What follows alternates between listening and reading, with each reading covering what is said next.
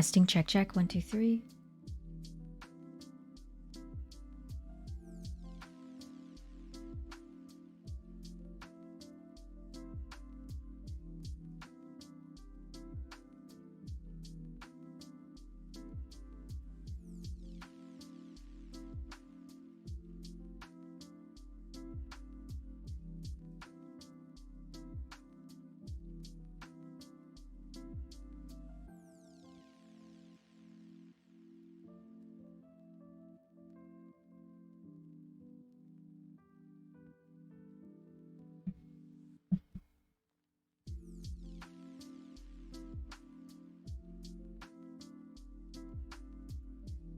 Alright, hello. Welcome to the Ninja Robot Studio LLC stream, where I play video games and VR experiences and talk through them from a UX designer's perspective. All of this is with the goal, with the idea of teaching you how to think critically when you're designing for XR.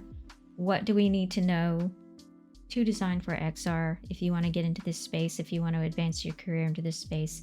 And doing that, we can learn a lot from video games because they are the precursor, of course, to VR experiences, and it uses a lot of the same mechanics, same tools to create and so forth. So studying games, studying our mental models that we've already established from video games will help us design better and immersive experiences for XR. And each class, I go by genre. Right now I'm working on training sims for those that haven't watched this before. I'll go by genre. I started with tabletop RPGs, and each stream I will play one game and I will talk through that game from a UX designer's perspective, talking through UX best practices and so forth. And if you want to learn more about that, you can check out my YouTube video on my website. You can check out my link tree. I have a lot of educational content out there. I have a school, so you can learn the basics, foundational UX best practices for XR, and transitioning into that space from design if you're coming from a design background. And all of this is, again, those courses are free. This stream's free. Of course, if you want to support me, that is always appreciated. But this content is out there because when I started out, I didn't have any of this material. This material wasn't out there. There was a lot of academic papers, a lot of you'd have to dig a lot for stuff. There wasn't much out there when I started in XR, and so I had to learn and teach myself and dig and do a lot of research, and to save you the effort of doing that and to teach you, because I have over 24 years of experience designing for experiences, I'm like saving you that effort and giving you a better start than I had, hopefully. And all of that's to help you advance your career and go down the path if you're wanting to go down this path of UX design for XR. Just go by genre. Each stream I'll play one game, and then I will do what's called a rose thorn bud analysis of that experience, talking through what went well, what was a highlight, what didn't go well, what was a low point, and what can we do to fix that. If this were a real project, these would be our next steps. We would have a definitive set of next steps. This is what we're going to do to fix it. We're not just complaining. We're not just venting. We're going to actually do something to fix the thing.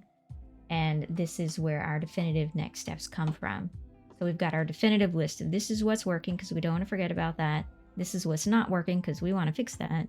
And this is how we're going to fix it without breaking what's working. And then if it is a standard video game, then I will do like a 2D game, desktop. I will do a what if this were in VR, what would we have to think about when we're translating that to VR? And if it is already in VR, we'll think about what if it were in MR, a mixed reality or augmented reality, and take it to the next level. What if it were, a different type of reality, and think through what would we need to think through for that. So that's what I do each stream. And then at the end of, once I've played a few, because tabletop RPGs, again, I started with that one. And if you check out the About section on my Twitch page, or if you're watching this later, you can check out in the show notes.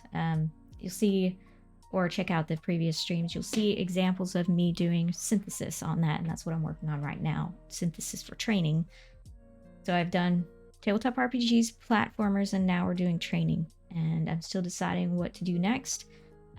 But that's where we are. So you're watching me do research live. This is real research that I'm doing for my company, the Ninja Robot Studio LLC, because I'm working on a pattern library of behaviors, and I'm also doing this for study for my own knowledge and understanding of the space. Because if you look at some of the most senior level positions out there in this XR career, an example is one job posting from Microsoft for their pioneering team. And now we're not talking about the team that's working on existing solutions and maintaining existing solutions. We're talking about the pioneering team that is working on the future, stuff that doesn't exist yet. And those types of jobs have in their job descriptions very vast knowledge of the gaming industry and of this space. So if that's where you're wanting to go, if you're wanting to pioneer, then hey, start gaming. But start gaming with a mind of thinking through it critically the way we're doing, and that's what I'm teaching you to do here. But if you're just wanting to work for the future of Apple's gonna have very established, once they finally get their glasses out, whenever that's gonna be, they're going to, just like the iPhone and everything else, they're gonna have established designs. And then if you want to get in that's also exciting. But it was also still be beneficial to you even then to do this, because it's gonna help you think. It's gonna help you think critically, and it's gonna give you a vast amount of inspiration to choose from for your own designs. But you have to think through it critically to know what's working, not working, and always validate everything with usability testing. I'm not to the point where I can do the usability testing on this, because again, these aren't my own tools. Maybe these things aren't my own apps that I am creating, but maybe someday I am considering what can I do to show you how usability testing would be conducted on this, and maybe I'll do that in the future. I'm thinking about it, I promise, because I do want to help y'all see that as well. Because it's not out there, this stuff, because everything's under NDA and all that, and you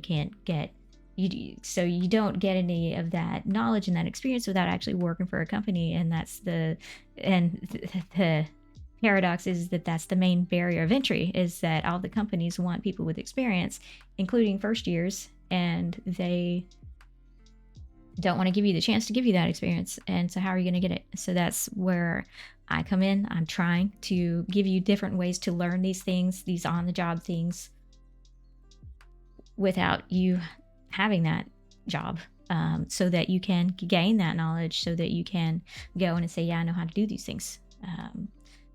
And right now, all I'm doing is streaming, and this is a free labs class that we have on Thursdays. So if you're one of my students, you can check out my link tree, check out the school. I am adding more classes to that regularly, and I also teach at Circuit Stream. If you want to check them out, I need to add a link for that, but I will eventually once I remember. Circuitstream.com. You can check them out too. I teach there. I help develop the curriculum for their design program there at Circuit Stream. And I also have my own school where I teach UX design for XR specifically, and it's a gap filler. My school is a gap filler. It's not going to replace college. It's not going to replace a school like Circuit Stream or XR Bootcamp or any of those other ones. It's not going to replace that. It's not going to replace college or design school. It is a gap filler. The things that you're not learning in college. Hey, Phantom. It's tricky getting that first job experience, Cash 20. Yeah, it's real, and it's really difficult right now for UX designers, for real, because they want you to have that experience. And even for junior positions, if you can even find junior positions, because right now there aren't very many. Everyone wants senior. It's ridiculous. They don't want to give the juniors a chance, and so we've got this huge amount of people that are I've been searching for jobs for over a year, because they can't get anything. So that's what I'm trying to do here with this, is get that, yeah, get that experience out there for you without you having the job. And eventually I do want to get to the point where I can get you on real projects, like working like apprenticeships. But right now I just don't have the funds for that. One of these days, as I build up my LLC and it starts getting in more money, because again, I'm working on that school. I'm working on getting some classes, and some of those courses are going to be paid. The two that are up there right now are free, because I want you to have that foundational knowledge. But then digging in deeper, I'm gonna have to charge for those. I have to eat. I have to, and to also like get the programs in place that I want to get in place to help people actually gain on practical experience doing things. I'm gonna need funding for that. So that's why I'm gonna be charging for the future courses, and of course they take a lot of effort to create. So that's that. That's the Gap Pillar School. You can find it in that Linktree link. We'll add it again if you want to check it out. All the things there. And so now we are on training, and I am doing synthesis on the whole genre. So I played multiple games. I played Rover Mechanic Simulator, Car Mechanic Simulator, Wrench game on the desktop and in VR. And I also played, these were skill training. These 4 were for skill training, and then these 2, first steps and first contact, were interaction training. So teaching you how to interact with the world. So we have 2 different types of training going on here. And this is my synthesis over the whole thing that I've done over the past, I guess it's been months since I was out because of a family emergency, but I'm back now. And I've done synthesizing all the rose thorn buds into the overall themes. So I have overarching things that work for across all of them, and then I have individual game standouts. What did this game do really cool that none of the other games thought about? And because we want to learn from those things, we want to get inspiration from that, and at the same time we also want to learn what not to do. So what are the overarching issues across all of them? What are the individual game issue standouts that we still need to learn about? And then overarching recommendations for everything based on all of that. And so I have follow-up to do. I have to go in because I need to verify some things. Hi, Zilius, how are you doing? Oh, I had a meeting. Okay. So now I'm following up, and I'm doing Car Mechanic Simulator right now because that's what I have open. But I'm going to go through methodically, and I'm going to look at these features because I thought about them here, but now I want to see how everyone else handled it, because I need to know, is this an overarching thing, or is this an issue with some games and not others that they were doing better? Because whenever I do whatever it is I'm going to come out of this, I'm thinking this is going to feed a lot into the next course that I'm creating on my school site is going to be about training, because that's a really high demand right now, and there are tons of instructional designers out there trying to find content on how do we create effective training in XR. And so that's the next course I'm going to be working on that school, is specific to training. So I'll probably be using this, what I'm learning from this, in that, plus more stuff. Whether or not I create a report or anything like that, I may still, but the priority right now is getting that course up and going for people. And that one will be a paid course. I haven't figured out pay yet. I have to figure out what would be a reasonable amount of money to charge people, because I don't want to make it unreachable for people, inaccessible. I want it to be reasonable, so I have to figure that out. Feedback would be useful on that. Yeah. So now I'm going through this, and I'm gonna look at Car Mechanic Simulator. I did find while I was doing looking at this off stream that there was something that as I was going through the videos again because it's been so long. I noticed there was something I missed in the Rose Thorn buds for both Rover Mechanic and Car Mechanic Simulator. Was language selection, because the language selection in both of these games, and I'll show you in Car Mechanic Simulator in a second, is that all of the languages are in English if you speak English. What are you using as a hub for the paid courses, Udemy? It's Teachable. Teachable. They had the best deal that I could afford. Everything else that I was looking at, because I haven't heard of Curiosity Stream actually, but all the ones that I checked out, Udemy, you had to pay immediately. It's like I don't have any money to pay anything. So yeah, Teachable was the best deal for what you could start with and then build on. If it turns out in the future that there's something better out there, like I haven't heard of Curiosity Stream, I can check them out. But what are your thoughts on that one? Because I know Udemy costs money. I have to pay for that, like immediately, a lot, if I remember correctly. So yeah, if you know about it. But the native language, instead of being in their native language, it's in English, which means they have to know what that language name is in English instead of their own language. So that's not best practices for internationalization. And I haven't published anything on that publicly yet, but I do have stuff written up about it because I used to work for an airline and worked global on that. The link to that school, the exact school, is in that link tree, and you can see it uses, that's what Teachable looks like. One of the course, that's what it looks like, that platform setup. You haven't used Curiosity Stream, but you see it advertised a lot. You've used Udemy, company pays for it. Okay. Have you created courses on there or just taken courses on there? Because for the course creator, it costs money for sure. Just taking courses, okay. Yeah.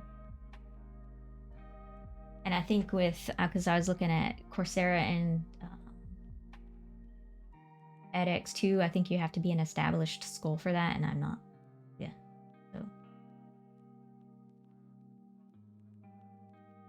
I may expand to LinkedIn, but I don't know.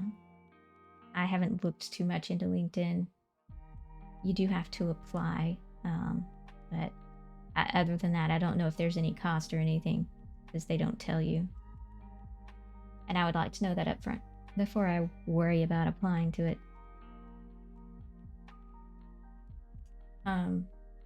So yeah, Car Mechanic Simulator. Tooltips show when hovering over objects. Is this overarching? So we already know that it hovers over objects here, but we'll look at it to see, but I'll show you this language selection. I need to add this in here as a Thorn somewhere because I want to validate this as well.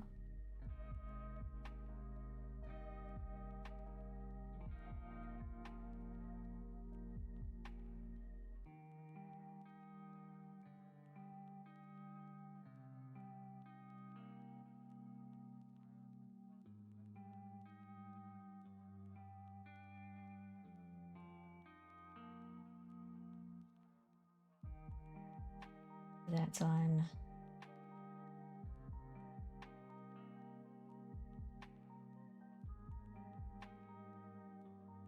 Yeah.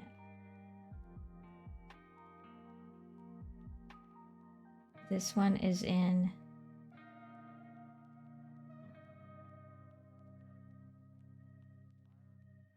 I'm just going to say English so I know. And then I have to validate on the other ones. I don't think that it's applicable on these two because I don't think you can even select language. I think it just automatically, so you don't try other languages to um when you're playing other VR games, you still have to select language and stuff. If they offer it at all. It doesn't just take the platform language, I'm assuming. So you assume the money flowed in the other direction for course creators. They should be paying you. Yeah, you still have that. That's how they get you. The platform. You have to pay the platform. And if you're not getting any students, then because you haven't done anything yet, that's an investment up front that I just don't have. So yeah, and I am paying for Teachable too, but it was the most accessible one, and I was able to start and get a feeler for the courses by offering the free one. And now I'm starting to add more courses. They do have a limit. You can only have one published at a time for free. So that gave me a good feeler, and they were the only ones that had that like scale plan. And then now I'm paying for it because I have 2 courses on there, and I'm going to start adding more courses. I was planning on having another course out hopefully by now, but since the family emergency happened, that didn't happen. So it's taking longer than planned to get the paid courses out. But yeah, that's the question, is what would people be willing to pay? What would be a good investment for people to pay for a course that is a very niche, like specialized topic, like training, for example, or whatever the next topic's going to be. That's what I have to figure out. What am I comfortable charging that's still going to be accessible to people and stuff. Yeah. Great that you're expanding courses. Yeah, thanks. So like I said, this is gonna feed into that a little bit, maybe. So that's helping with that. So language, let me see now. Let me get this off to the side. I'm gonna have to rearrange things. I can see both myself. But can't do that on OBS. I don't have enough screens.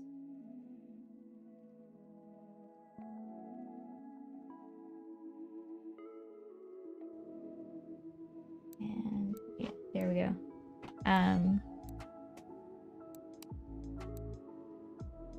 So let's see, back. Where was that? I think it was in settings. So yeah, language. So they at least have this icon here that is a standard icon for letting you know this is where you pick your language. But if you'll notice, I'm in English right now, but then you'll see Chinese, German, Korean, they're all in English.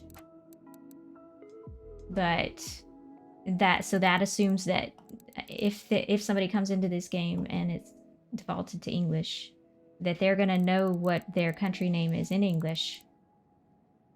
And it's less of an issue for like Spanish or Italian because it's pretty close. French, pretty close. But once you get into other alphabets or other like writing systems, yeah, other writing systems like Japanese, it should be in Japanese. It should say Nihongo. It should say in Chinese. Because this is something that I learned working for like an international airline, is that language selection is a thing. Because it's a barrier. It's a very basic barrier of entry. Like if you if you don't speak Japanese, go to a Japanese website and try to use it. Yeah. Or a Russian or a Chinese. Like try to use that thing. The browsers do help some with your little built-in translator tools, but VR doesn't have that. So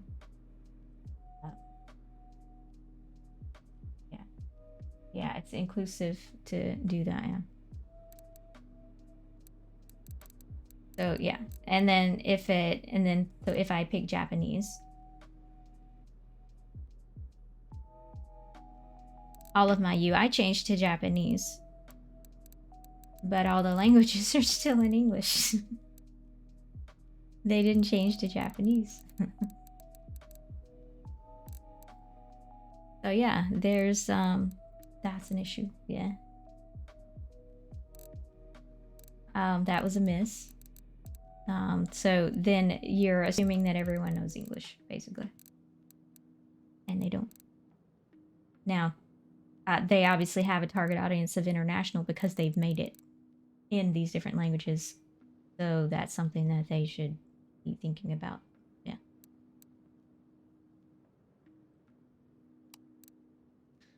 So yeah.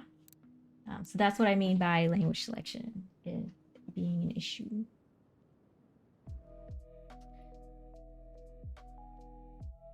So we know that that one's solved by car mechanic. I'm just looking back at my Miro board. Animated tooltips for more clarity. Tooltip is connected to the object in the spot you interact.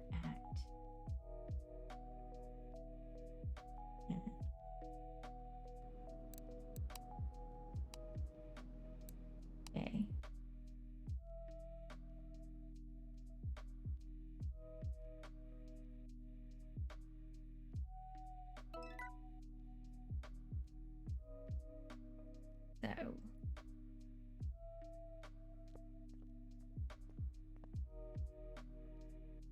So we've got a tooltip coming up over the little reticle that says phone.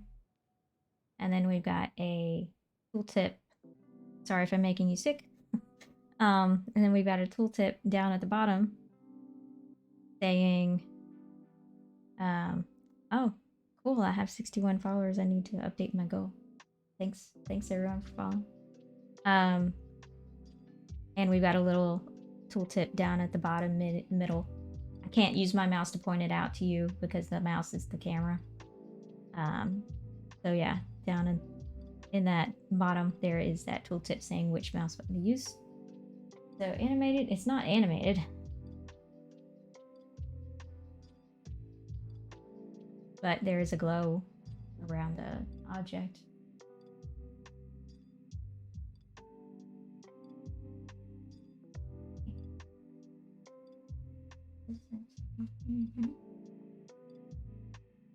There is a tooltip, but it's not animated. I'll just make that note.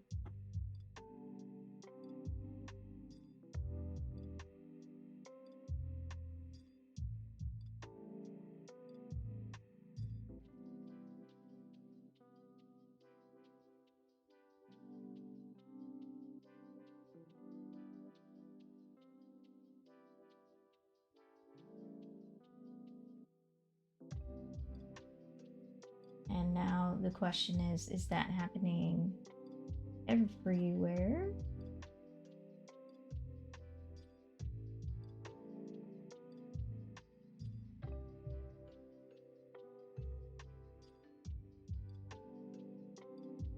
I need to take this order, hit enter.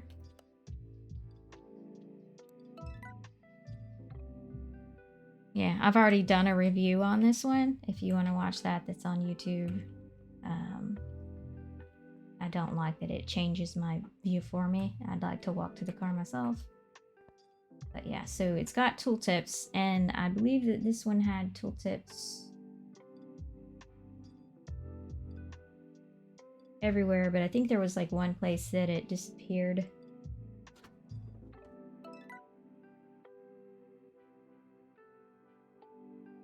Yeah, and it tells you what it is, which is nice, and work on it, you have to click. Yeah, so let me check.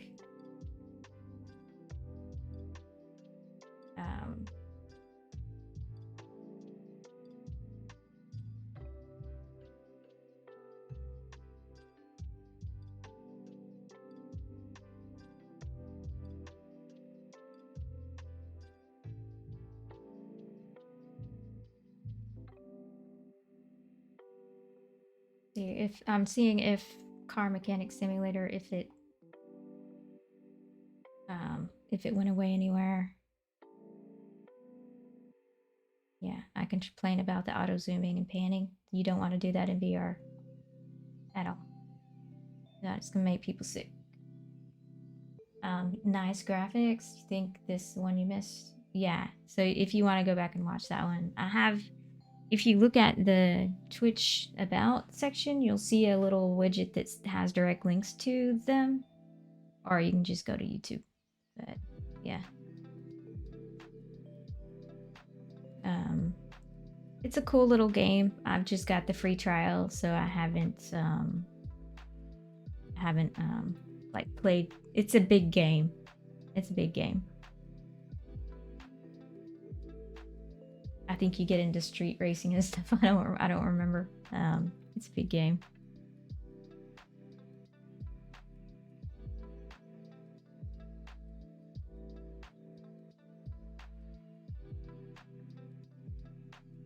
Yeah, I think that there was one place that it didn't show the tooltip.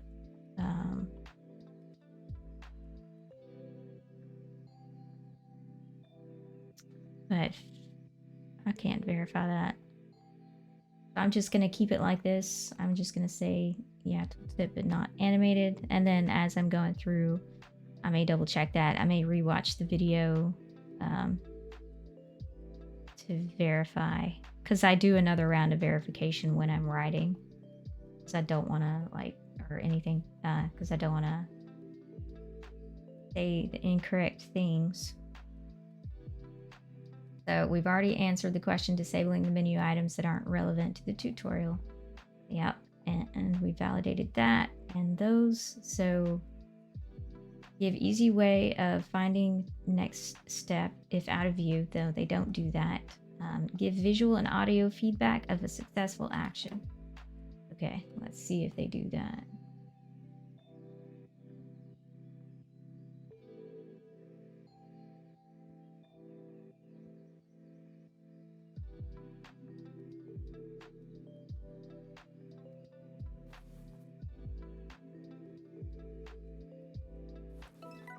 Yeah, there's a little sound.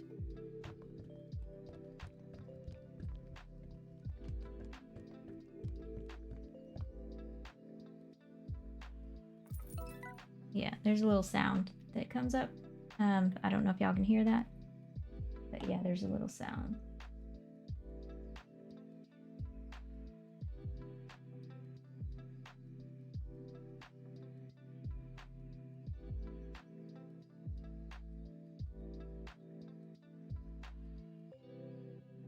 Visual feedback and sound effects are detailed and well designed.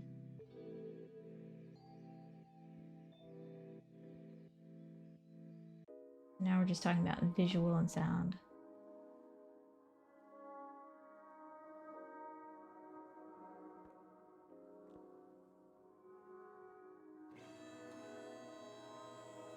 Well, it could be more detailed.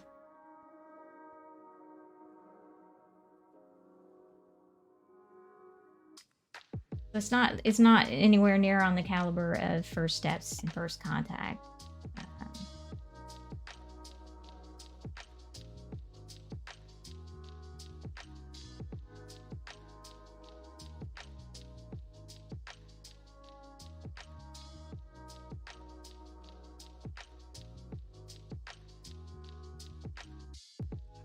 Where am I?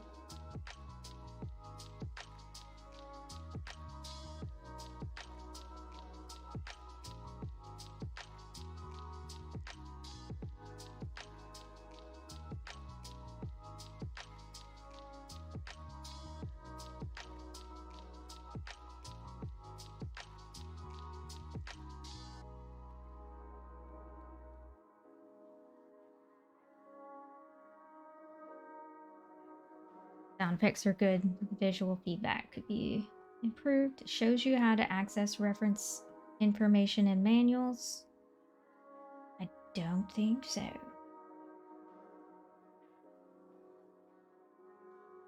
I don't think it does. That might have been something I complained about, actually, on Car Mechanic Simulator. Let me see.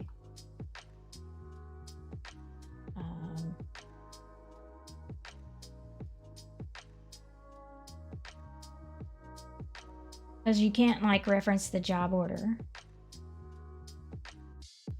And I don't know if that's something I wrote down.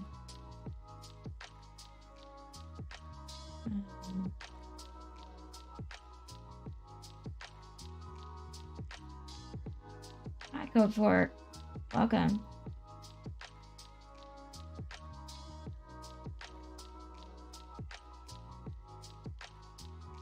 Welcome to the stream. Thanks for checking it out. I'm just doing research synthesis right now, following up on stuff. Right now I'm looking to see if I complained about Car Mechanics Simulator not being able to reference the job order, because I know I've talked about it verbally, but I don't remember if I actually wrote down a note about it.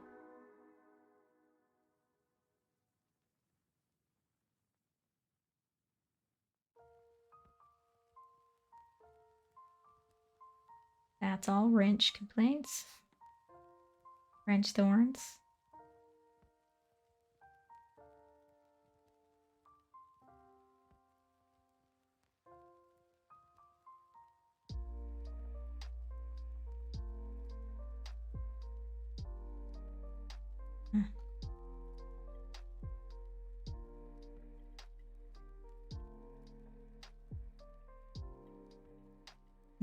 Doesn't look like I did. Let me see if I even wrote it down here. I guess I didn't, since it didn't make it over there. Because these are done by memory after the fact. Ideally, when you're going through a game or something, or reviewing a design, you would have someone taking notes, or you take notes as you go. But since I'm doing it live stream and it's just me, I would, if it were an actual project, I would talk about it and then go back and watch the video and take notes on it, or have a team member help with the notes so that we don't miss stuff. If it's a real project, you don't want to miss stuff.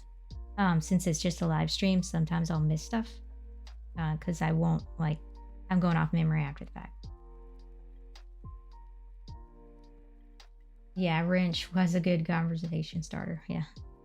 Rover Mechanic Simulator also had a lot of complaints, but it's a cool little game though. But it still had a lot of like thorns complaints. Thorns. Correct here. Yeah, so I don't even talk about that, do I? I don't see it. Can I search? So like job order. Nope. No, I didn't mention it, so I can go ahead and add that.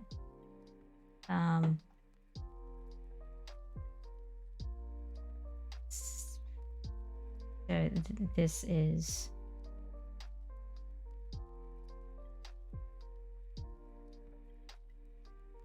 the reason that it's green is because it's a follow-up. But I mean, it's me making my own decisions on what colors to do. So it's still a thorn.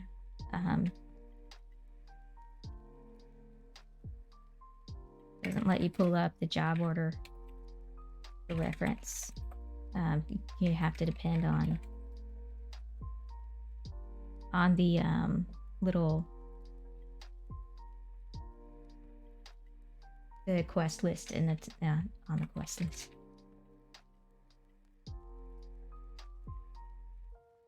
The little thing in the top left corner. So tooltips for common actions visible at all times. Let's see. Not really.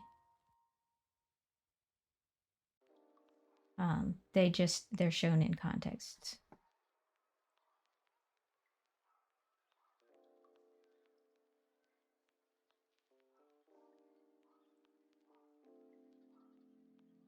And then supports multiple controllers. Let's double check that.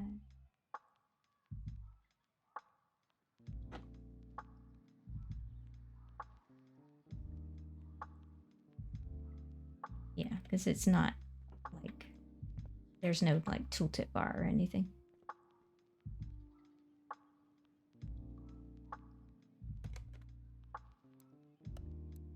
It's just contextual. Yeah, if it were VR, you would just take it and put it over here. It wouldn't. Yeah, I'm just repeating the same things I already said in that video. But yeah, okay. Oh, I never noticed the tutorial license plate. So does it support multiple controllers? Let's see.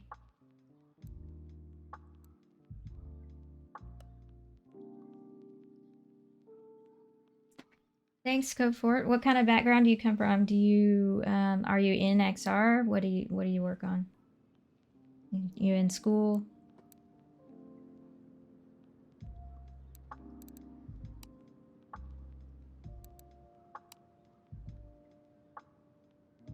This is just your key bindings. It supports gamepad and DualShock. However, I've tried this. I think I've tried this, and I think I rage quit it and went back to keyboard and mouse, even though I prefer controller. Let's see. We're gonna switch and see what happens, because I can't remember what the issue was. Yeah, that's what I thought it was. So it supports DualShock and Xbox. However, the tooltips are only for Xbox. So if you use a PlayStation controller like I do, they're assuming since it's a Windows game that everyone has an Xbox controller. But no, I have a PlayStation controller. And all the tooltips, oops, it disconnected.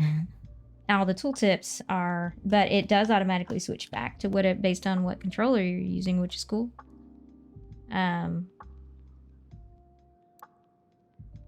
Yeah, it's automatically switching though, because when I mess with my keyboard versus my controller, because I'm hitting the D-pad on my controller and it switched to the controller tooltips. Hit my keyboard and the tooltips change back to keyboard, so that's nice that it does that. No, I didn't create this. So I am a UX designer for XR, and so what I do on this stream is I play video games and VR experiences and talk through them from a UX designer's perspective. So I'm just reviewing the game. I didn't make it. So the purpose is to teach people how to think critically about game design.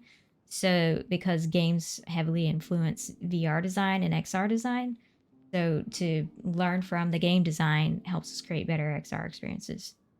That's what I do. And then I also teach live. I let you watch me working live on research, because right now I'm doing competitive research on training in sims, and this isn't an official training sim, but it's teaching you how to work on cars, kind of. So we just talk with that in thought, with that in mind. If this were a real training sim, would we want to change it? And then looking at the different interactions and stuff, because I'm synthesizing research. That's what this big that big post-it mirror board that you saw is me synthesizing research, and I'm following up on things that I missed in the different games. Right now I'm doing follow-up on that. Yeah. So you are data migration engineer getting into web dev and learning React over the last 3 months. Cool. How are you liking it so far?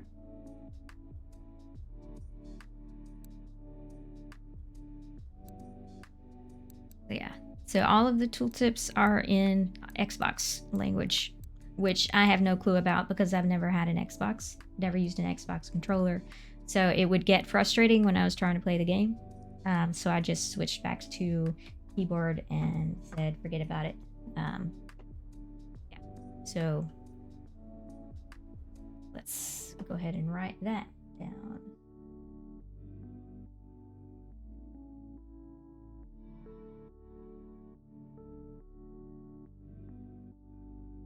Because that's another important thing is cross-platform design. If you're creating for multiple platforms or multiple headsets, you need to make sure that your tooltips are for this different input types. That's an important interaction for good UX.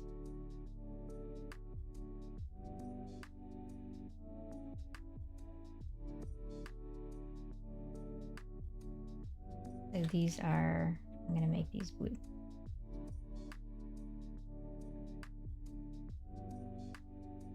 So keyboard, Xbox, and DualShock. So I'm just going to say PS4, but only keyboard and Xbox clips. And I guess I'm spelling Xbox wrong. Okay.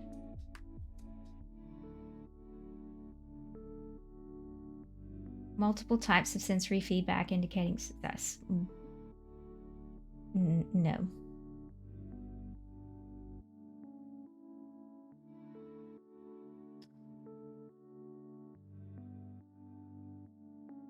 No, because it's no haptics. Just sound. Some visual. Not as much visual as it could be.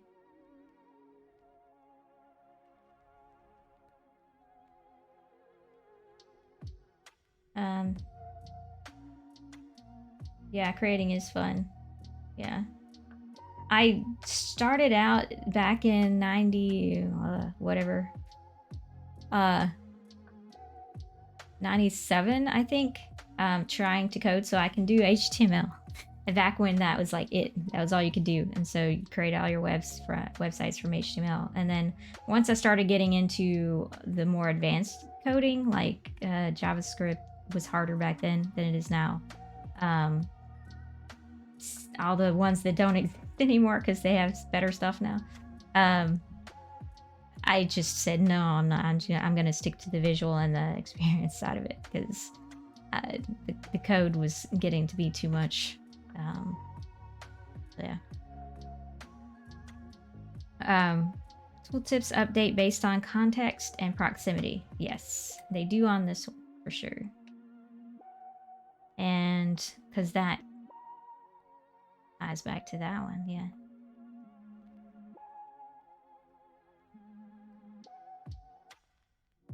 Those are linked. Grip behaviors are realistic, not applicable because there's no, it's a 2D game, there's no grip going on. Getting into any code back then was so much harder than it is now. Now it's awesome. Yeah, it feels a little more accessible now. It was a lot harder back then. Yeah. And again, when I started doing it, they didn't have a bunch of schools out there to teach you how to do it. They had books, and I had books, but there weren't like a ton of schools out there. And if there were, I couldn't afford them. So yeah, I just went back to UX. Yeah. So you can't restart within the scene. You have to leave to restart. Yeah, that is correct. Yeah, you have to leave and restart. No way of bringing back tooltips once you complete it the first time.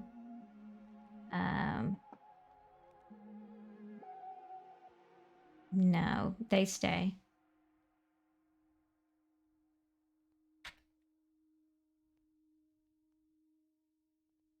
I believe they stay each time on this one. Because it keeps showing them.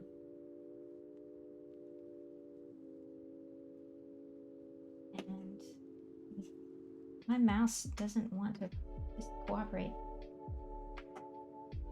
There's some weird thing going on switching between the game and the rest of the computer. It's like stealing my mouse. Felt like it was genius level stuff, but it wasn't really. Back in the day? Is that what you're talking about?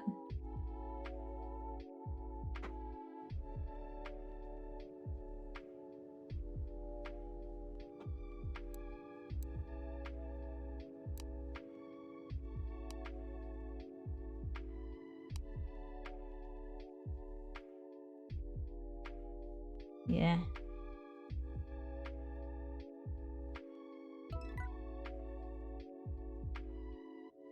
Okay. Now, fighting with my mouse, I've forgotten what I was doing. Tooltips don't,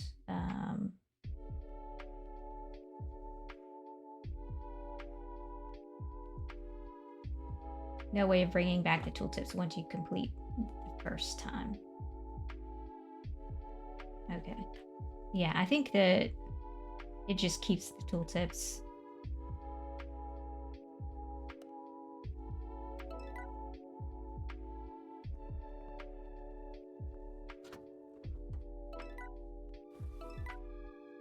Yeah.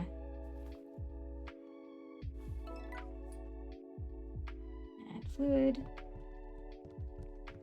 This escape keeps showing.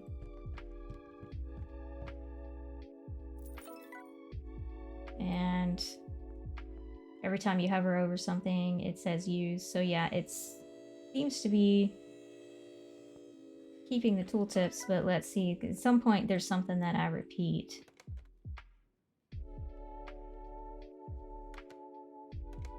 My mouse isn't showing now. There's some kind of weird thing going on here. So I can't pick it.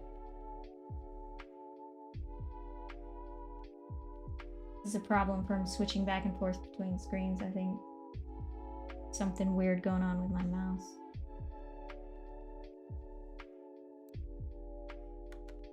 Because you're supposed to be able to still see the mouse in the game, but it's not. So I'm going to see if I restart it, if that'll help.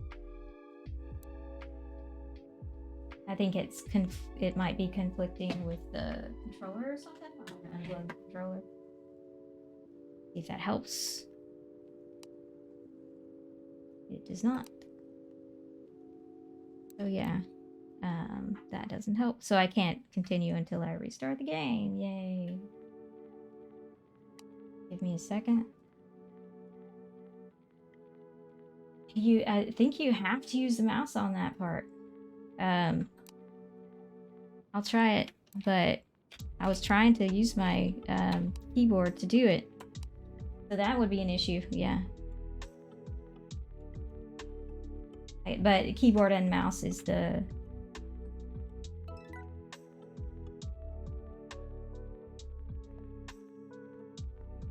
Now I have to redo it.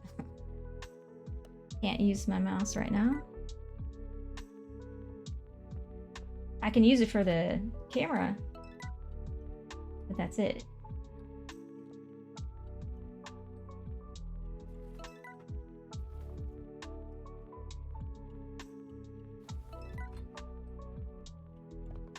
We really know how to do our wiper fluid now, though. I already knew how to do this, but... And I know how to use a lift now.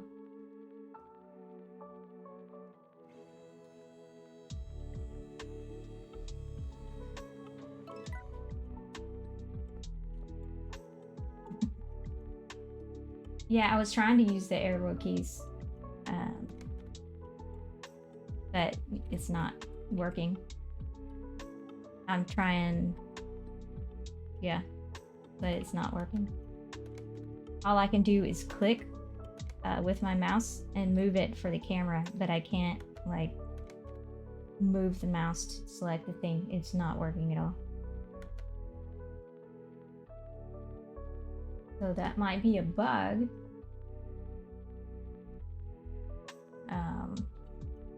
They stay each time. I think we've kind of established that maybe. I'm gonna write somewhere.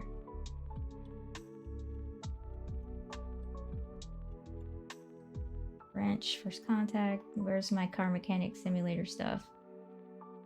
I'm just gonna make it a different color. Potential bug. Mouse. Disappearing. You can't use.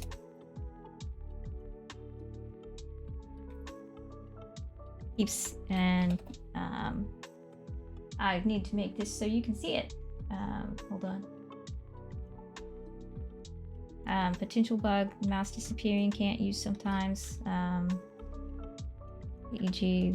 in the select wheels. Have to use mouse. Can't use keyboard.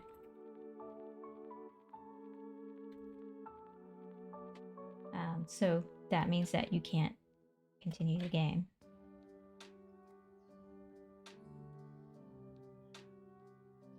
That's the problem. So I'm gonna... Oh, I guess I'll restart it. Let's see. I was wanting to verify that these tooltips stay each time. It lets you... Well, by pushing the lid on the robot, not specifically, but lets you initiate the start and stop. Yes, that's for sure. But that was all of the follow-ups, but let me restart it. And look at that mouse issue.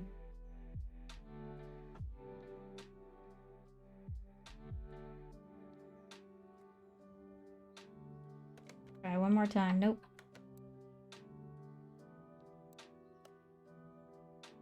And I'm having to use my keyboard to do that.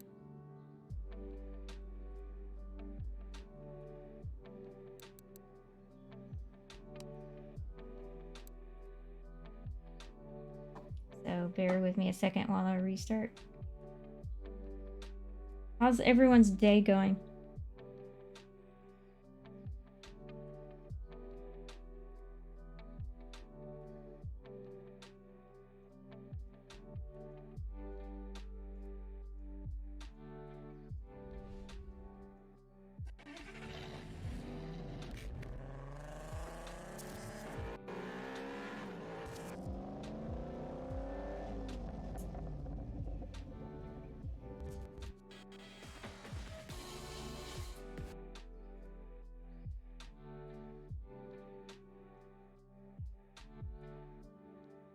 You've been here all day.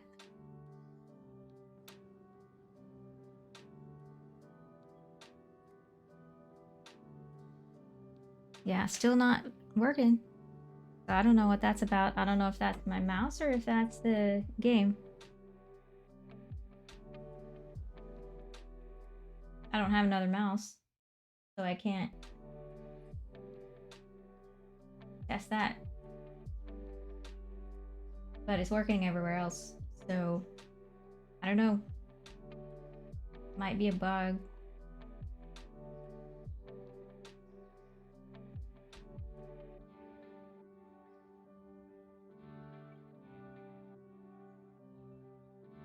Yeah, so but I have checked.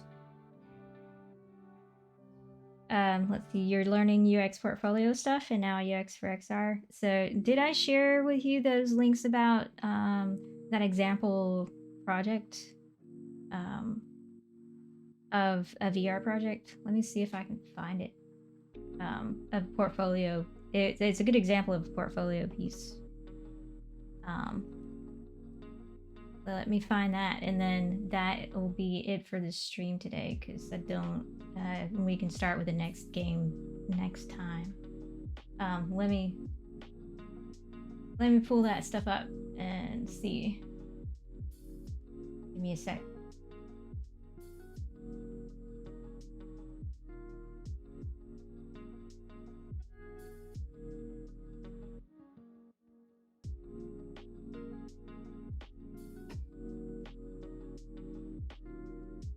I have to find the link.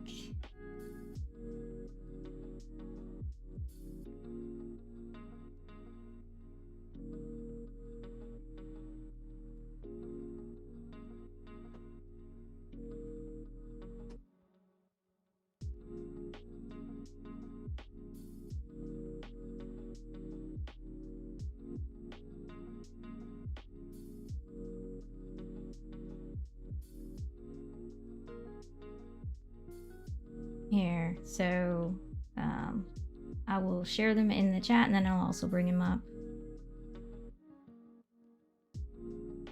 on screen.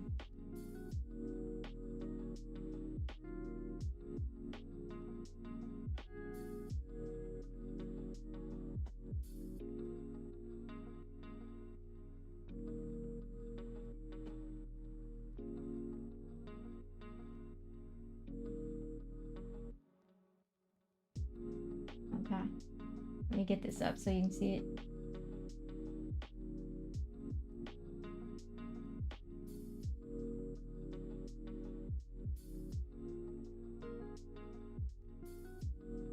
Okay. So let me see. I clicked the wrong one. Let's see. I've got a master list of links here. Hold on. It should have linked to that article, but it's not linking to that article.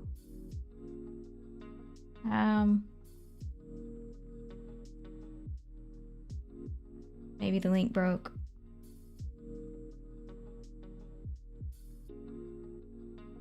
So, can you search her only? Probably not.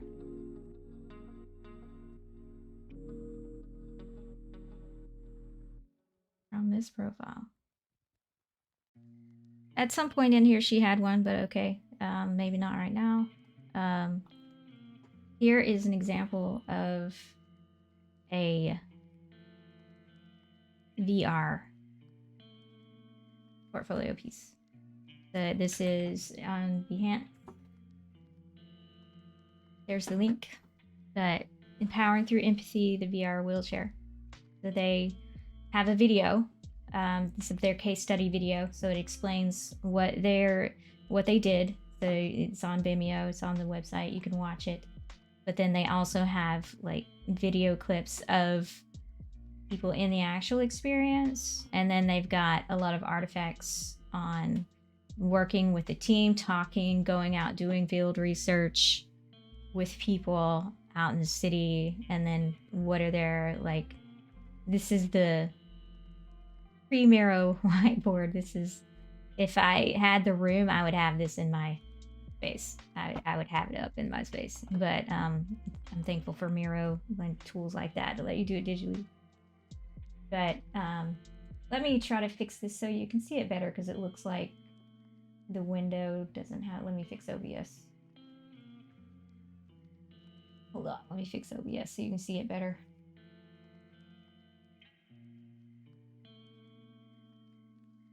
There we go. That's better.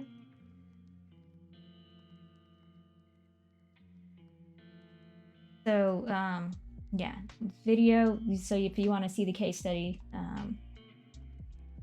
and then artifacts from their actual research and process, and like what was their thinking process through that. They actually built a wheelchair for this experience with sensors, added sensors to it to work with the VR project. You don't have to go that far, but it's just showing like what are the artifacts from your process, and yeah, case studies. Yeah, it's your case study. And so this is an example of one that's pretty impressive, and if you want to check that one out.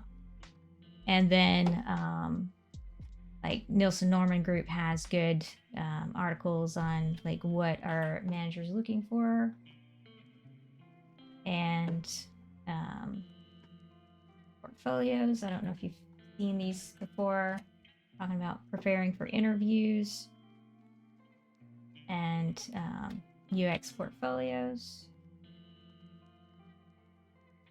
And then another cool thing, I don't know if have you learned shapes yet? You don't have a VR headset yet, do you? You've heard a lot about Nielsen Norman Group. If when you ever get a VR headset, 'cause you don't have one right now, right? You can make a portfolio in shapes. So, and then you can make a portal, like a portfolio home, and then link to those different spaces in shapes. So with these space links. So if you look at this picture, each of these are linking to a different shapes experience that was created in one thing. So that's cool if you want to, like, in the future do that. That's the cool thing about shapes. But yeah, the other stuff will also hopefully help you as well. But yeah, that is the goal of this whole thing, of the LLC and everything, is to help y'all get jobs, get experience, get jobs. But yeah, as I grow it, hopefully I'll be able to help more. But yeah, right now we're starting small. But yeah, so thanks for hanging out today. We will get on Rover Mechanic Simulator next time and go through the follow-up on Rover Mechanic Simulator, which is a cool game if you haven't checked it out. I do like it. I do want to continue playing it at some point. It has issues, but it's a cool game. And I'm a geek, and I'm all about, apparently, Wrench, Car Mechanic Simulator, Rover Mechanic Simulator. Apparently, I like fidgeting with stuff. So, yeah. We will look at that next time. And thanks for hanging out, and y'all have a good day, and I'll see y'all next time. And I'm thinking of starting that new stream in next month, which is, I guess, maybe next week on Tuesdays. We'll see. I'll see y'all. Have a good day.